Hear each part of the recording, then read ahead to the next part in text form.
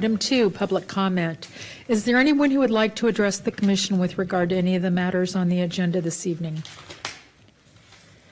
Seeing none, we will move on to the minutes. 3A, consideration of and action on the minutes of the December 11th, 2018 meeting. Has everyone had a chance to review the minutes?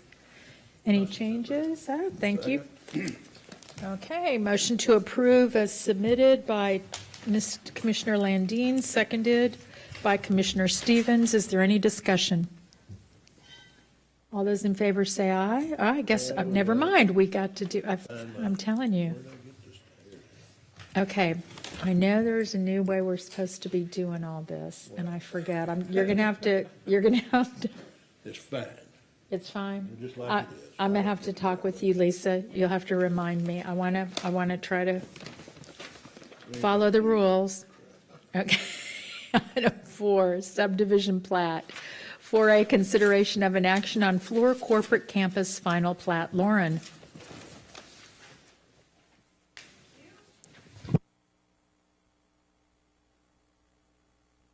Updated plat version that I handed out just right before the meeting. I'll let you get that open. Okay, Lauren, I'm not sure your speaker's on. I'm not hearing you. Okay. Much Okay, better. that's Sorry better. about that. That's better. Thank you. Okay, so we've got the final plat for the 50-acre Fluor Corporate Campus for you this evening. It has 3 reserves and 2 blocks. It will be platting the new public street that is named Simon Avenue, and it carries out the City Council approved final development plan from earlier this month that will include the overall Fluor Corporate Campus, the future Reserve B, the landscape buffer, and the new public street. So this is the exhibit from the PD, which the Commission is probably familiar with. So Reserve A for the Fluor campus, Reserve B for the future development, the landscape buffer on the southern boundary, and then the new public street. So the approved preliminary plat that the Commission reviewed a few months back had the 2 reserves as well as the 3 reserves, I should say, and then the depiction of the street. And then the proposed final plat this evening. And then, as I mentioned, the copy that was placed on the dais is the one that includes the revisions from Commissioner Canine, who couldn't be here this evening. That was also sent out by staff electronically as well, so it incorporates all of that this evening. And so with that, staff recommends approval with the following conditions: to update Master Note 4 and remove all Master Notes with NA designation as well. And we'd be happy to answer questions, and I can also run through the changes that were sent out to the Commission. It's just up to you all. Okay, so I want to know, are we supposed to make a motion and then have a discussion? Okay, so we can ask questions. Okay, I want to make sure we do this the way we're supposed to, but we've had a few weeks off, so my brain isn't remembering it I'm exactly. going to make a motion before something we hadn't even discussed. Okay. I don't care what they Well, say. if you're going to talk, put your speaker on. There you go. You're on. I was on. There you go. You weren't picking How up. can you make a motion before you even talk about what the Okay. just We're I gonna don't care. discuss the floor property. Does anyone have any questions? Just a couple of questions, Go right ahead. and they relate. The first one is that I see in the landscaping buffer. So the first question is how tall are the proposed buildings? I didn't see, maybe I missed it in the diagrams, it just said multi-story. How tall are the buildings? There's a diagram on the plat, or? I was just, so the question's going to come back to what the landscaping buffer is. Okay. The first question, I guess, though, to preface that is how tall are the buildings? They vary in height, and I'd have to reference the PD to tell you exactly, but there's 4 buildings, 2 parking garages, and they vary in height from, I think, 130 to 80 at the max, whereas 80 to 130. Let me go back to the. So what is that, 6 Let me go back to stories? this. Yeah. 5 or 6, yeah. So building 1 is the tallest building on the campus, the 2 parking garages, and then there's 3 additional office buildings the one-story daycare and one-story retail building, retail restaurant, future buildings. And then can you describe the landscape buffer? It will include two essentially rows of trees. They'll have, and they're all the 4-inch caliper, 10 feet in height, along this kind of along the street right away, and then along the drainage channel boundary, at least 50% of those trees have to be of the larger caliper and height, and that was part of the PD condition. in the So one PD. of the questions becomes, I know that in many of the channels, many of the levees, the city and/or state or county has come through and taken out the landscaping that was in those levees. Has it degraded the effect of the levees? Is that an issue with this drainage canal? Well, it's not an issue as far as the landscaping, because that's all on the private property. So there won't be any trees planted in the levee, in the drainage channel itself. Okay. And so we think that this will have a good coverage over the building. The other reason I asked, we were talking before the meeting, I remember when the first campus was built, it looked like this giant, shiny, new age campus in the middle of nowhere. How are we going to make sure that that stays? It's gonna, just, if I may interrupt here. Hang on just a second. Is this getting into discussion? So we need to, you can't interrupt. We'll discuss it after a motion's made. So is it questions and answers only right now? So the buildings will be constructed as per the PD as far as their materials that do have some architecturally finished metal material.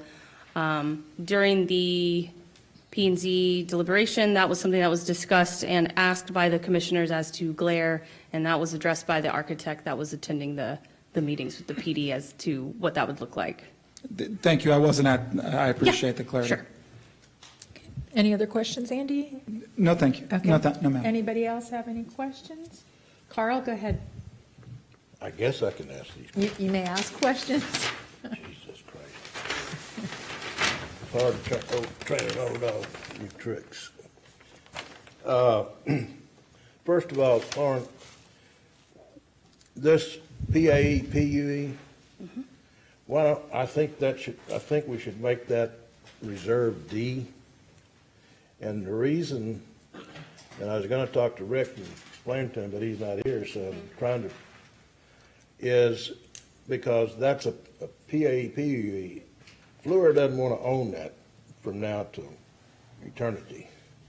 And it's just like all the private streets we do in the subdivisions and other places, they're reserves, and they're reserves for a purpose, so that once the plat's done and it's all done, the developer conveys that reserve to the POA, HOA, whoever's going to maintain it.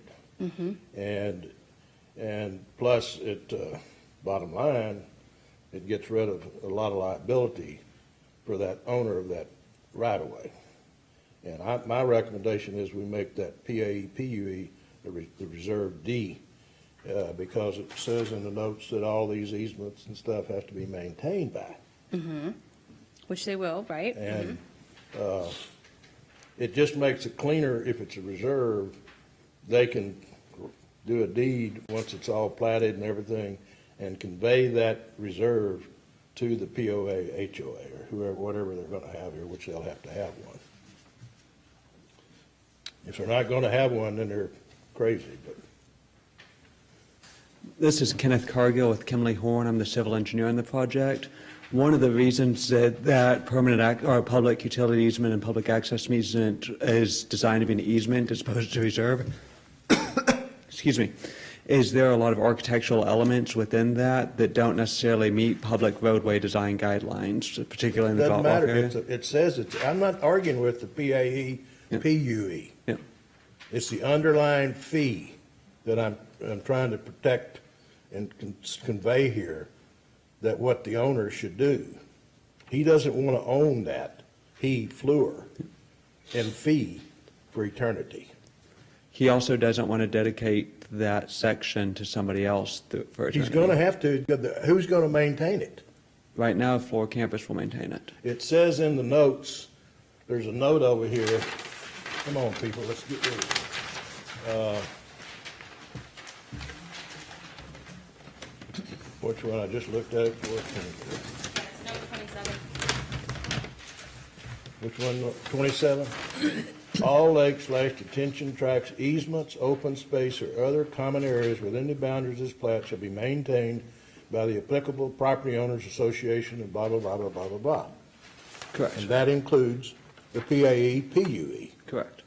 Well, then you need to convey it to the people that's going to maintain it. Otherwise, you've got Fluor's got liability if somebody gets killed in that deal. Floor does, and my understanding is that when they set up an HOA to do that, that HOA will still be. If you don't convey it to them, they won't. It's still in Fluor's, it's an ownership deal. But they can convey it via the Via conveyance the, deed that was done with the PAE-PUE. God, come on. All I'm trying to do is make it simple by making that a reserve. You won't have to go, how are you going to convey something that you don't know what it is? Well, they do. They have the meets and bounds that was drawn up for it for the PAE-PUE. I mean, I think that Floor's representative is saying that they'd like to leave it like I this. don't think you know what I'm talking about. Okay. Just tell Rick, call me. I'll explain it, he'll understand it.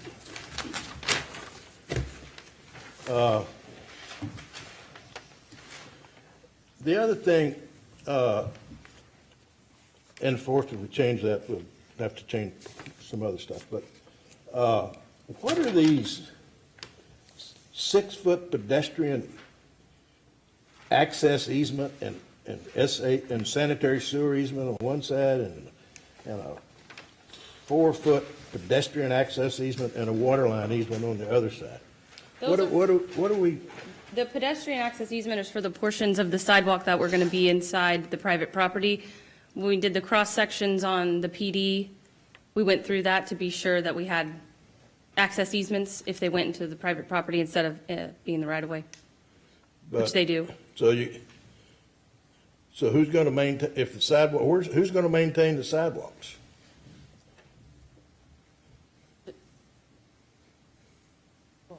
Is the sidewalk in the street right away? Is the sidewalk Part of out of it, the part street? of, portions of it. So that was to allow for where it needs to jog into the private property.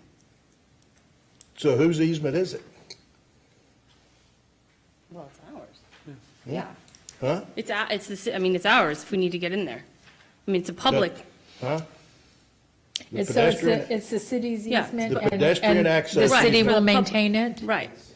I mean, because it's public easement. This is the first time I've seen a pedestrian, whatever you're calling it, access easement on a plat. Sure, and I can tell you that we do them fairly regularly on minor plats for shopping centers or things that go in that we do the administrative plat. A lot of times when it's infill and there's not enough right-of-way for the sidewalk that's required in the development code, they take forward separate instruments to record pedestrian access easements Is it dedicated to the city? so that they're public, Huh? yes, It so doesn't that say they're that public here. sidewalks. Where does it say that easement's dedicated to the city? It's by separate instrument. No, this is being No. done Well, via it's not. plat. They're doing it by plat. That's what my whole question is. Oh, It doesn't say public, but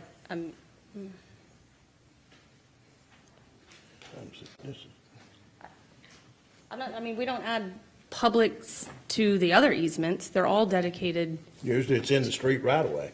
That's the public. but all of the other What? sanitary and water line easements, those are all dedicated to us, but they don't say public. We all know but that's a public line. We know that's going to be a public utility.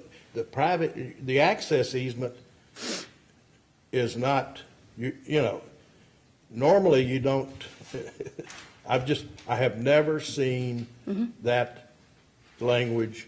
And so my question is, how does it become the city's easement? I understand, Piece you of know, flat. water line and sanitary sewer lines and storm sewer lines. Yes, that is a given. Those are all, that's public. It's a known fact. They're public easements because there's public lines. And our development code states that all sidewalks have to be public sidewalks. That's why we require pedestrian access easements. Then why don't We we do call them all it the a, time on other then plats. why don't we Pretty call standard. it a public access easement then? Something Public because, pedestrian access easement? We could add the word We're public. not going to take out I the mean, word it's pedestrian. confusing to me.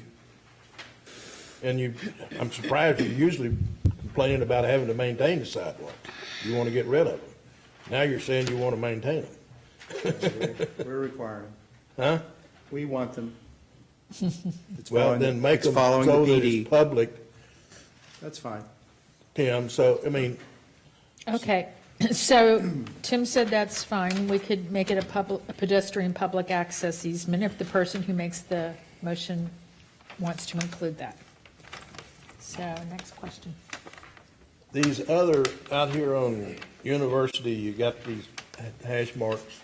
So that it's just hereby dedicated to the public for right-of-way purposes.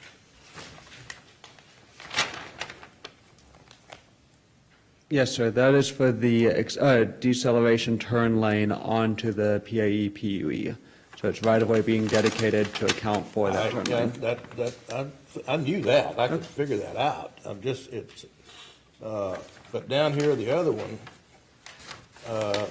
down by the ditch, I don't think you can, in that piece there, you're gonna be able to decelerate enough. How are you gonna get that piece adjacent to it?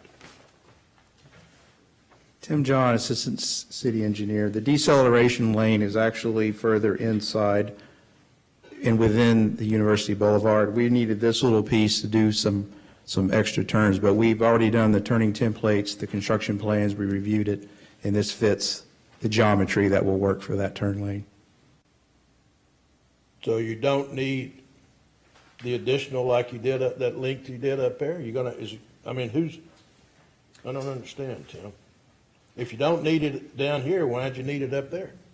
It's just, for this short piece, it's additional right-of-way that we can use, but the turn lane itself can actually fit inside the University Boulevard. This is just a little buffer that we need to continue completion of that right turn lane, but we don't need the tapering that you're mentioning. We don't need that for that area.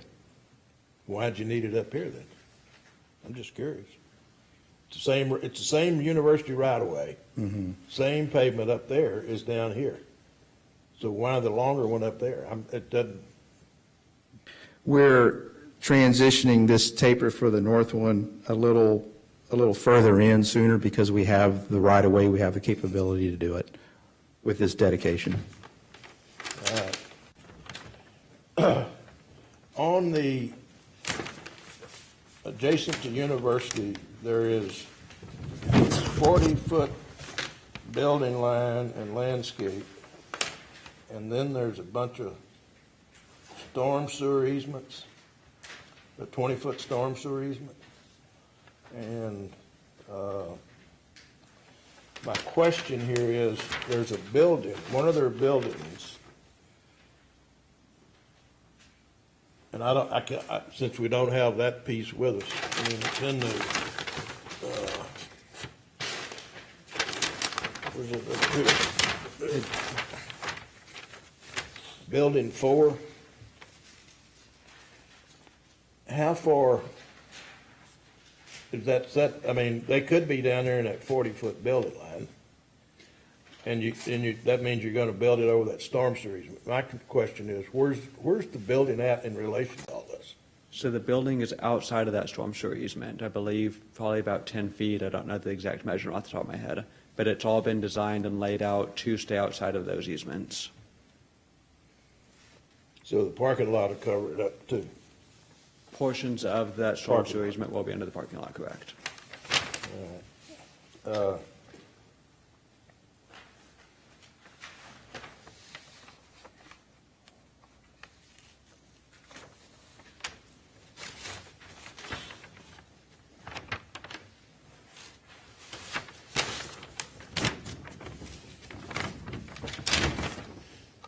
on some of these, where you got there's a stub out of a water line easement off of the Simon down here, you only put one arrow.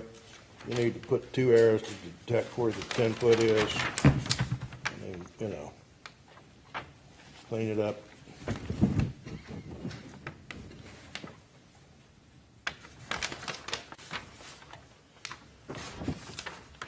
Where you talked about, show me. Huh? Show me where you're. Right. Here, Okay. they put 10-foot Okay. water line, they only hit one line. They don't put the arrow to the other line. You know.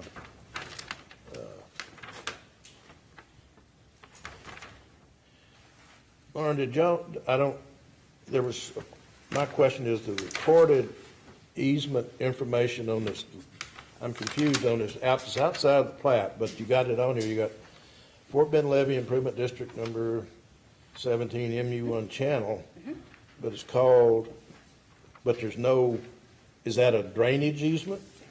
Right, so the copy I provided to y'all that's stamped with today's date, that one no longer has the MU1 channel, and it just has the file number for when it was conveyed to the lid in 2014. Wait a minute, now you're confused me, because right, this here calls that the mud owns that whole drainage. Right, and that's the old version, so be sure you're looking at the version I handed you guys. Yeah.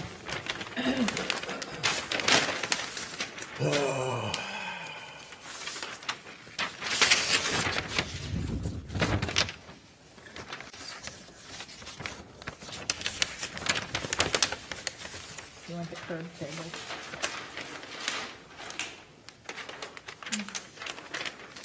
So the lid owns it, and it's the lid's drainage easement? In its entirety, Huh? yes. Yes, in its entirety, the whole thing.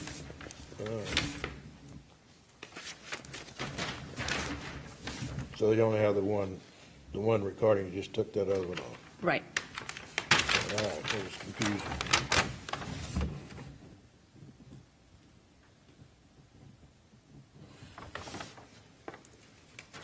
If you do the reserve, you'll need to add a fourth, another couple, you only got 2, that's the other thing, 2 blocks. So what was that, Reserve A and B, don't you have blocks on Reserve C? Doesn't have a block? It could be part of Block 2, Huh? since it's part of Block 2, since it kind of comes down and curves to the west. Could be. And if you do Reserve D, you need to change the Yep. title block. All right. Any other questions? Okay.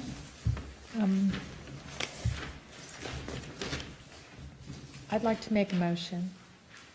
I would like to approve the Floor Corporate Campus final plat with the following conditions. Update Master Note 4, remove all master notes with an NA designation, add public to pedestrian access easement, and add additional arrows to waterline easements that are stubbed out along Simon Avenue. Okay. I made the motion, seconded by Commissioner Simeon. Is there any discussion? Okay, I think we can vote now.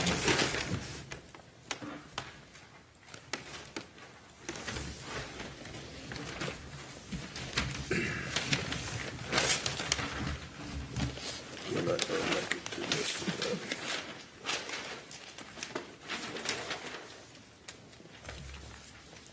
Is that what we're voting on now? I guess. Is it ready? Yeah. Well, I did. What, It's not going?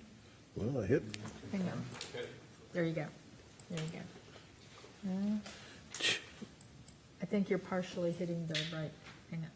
I think you're, let's go off over here. I think you're partially hitting the right button over here and it's making it do I've that. been hitting the wrong button all night in here. Okay, passes. Thank you all. We will move on to item, hang on a minute, on my agenda.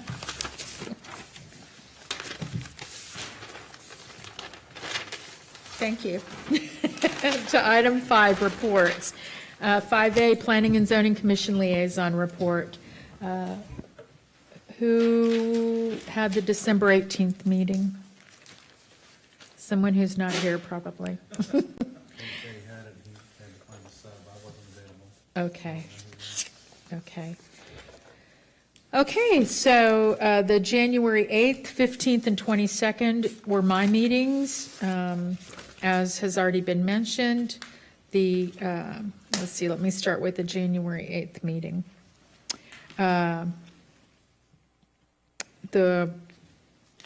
think this is the final development plan for Floor was approved, or the second consideration for the Plan Development District General Development Plan to Plan Development District Final Development Plan, as Lauren had already mentioned in her presentation.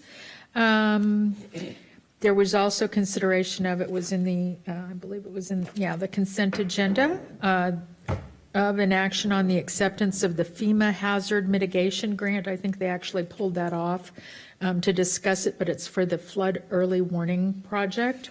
So that was a very interesting discussion where I guess they're going to be able to install more gauges. They installed some in 2004 and 2006, but now they're going to update all the flood gauges to alert level 2. I think they were alert level 1. They're going to add Didn't they do 12 that- more. Excuse me, didn't they do that, some of that in conjunction with Harris County Flood Control Team? I don't- Y'all do with them, wasn't that what that was all about? That's good. So they're going to add, I've got some notes here that says add 12 more, then I said 28. So I don't know how many more, but they're adding a lot more, covering, so it'll cover the entire area, including Great Wood and New Territory. So it's a grant that we have to match 25%. So for every dollar we spend, we get back 75%. And it was in the amount of $49,997, I think, $50, but close to $50,000. But that was interesting to listen to that and hear about that. Federal money to the grant? It is FEMA, so anyway, and then in the workshop, they did the review and discussion on the draft revision to the zoning classifications and parking requirements that the long-range planning team has done, and it was a workshop item, so I guess it'll come before them later for a vote, but. Did they get binders? I don't know. I didn't go up to check. Then at the January 15th meeting, there was a workshop item that I thought was interesting, that would be of interest to the P&Z, review of and discussion on the City of Sugar Land and Homeowner Association Responsibilities Strategic Project. So it's mostly to address areas of public right-of-way, and it was very, very interesting. Yeah, if you want to go back and listen to that.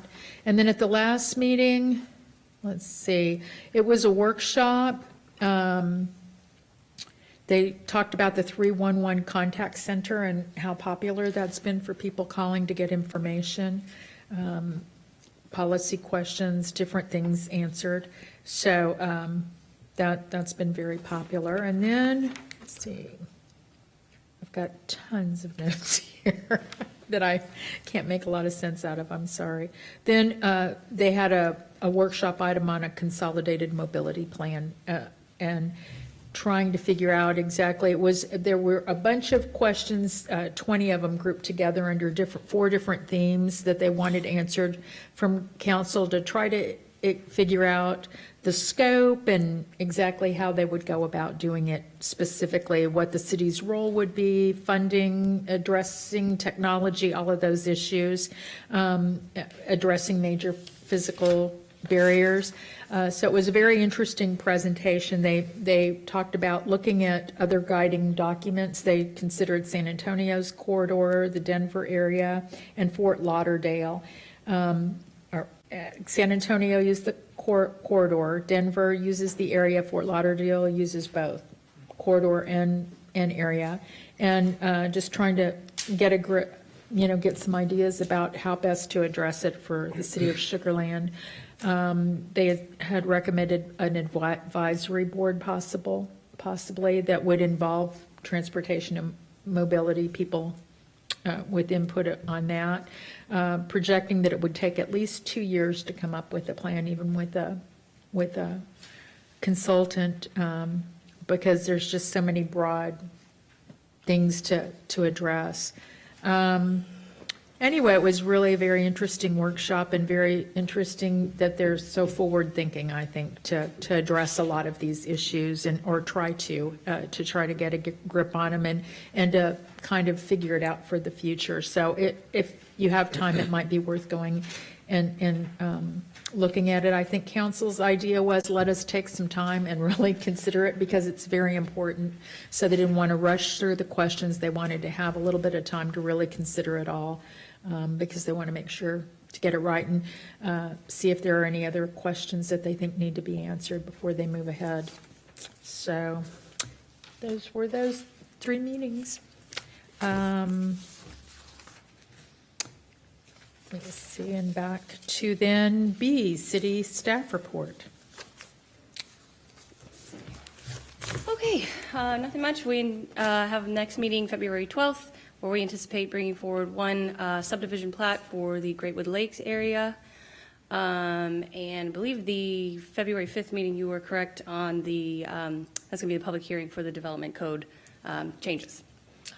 So, Okay. just in case you're Very interested. good. Yeah, and it did seem to be very well received by council, I Yes. think. So I don't think it's going to be an issue with getting it through, but you guys We're did a hopeful. great job on that. Thank you. So anyway, I will entertain a motion to adjourn. Motion to adjourn? Thank you, Commissioner Landine. Seconded, yes. All in favor? Aye, and we are now adjourned. All right. So do we get out of this? I never have done this. That second was by Ms. Watley, I should say.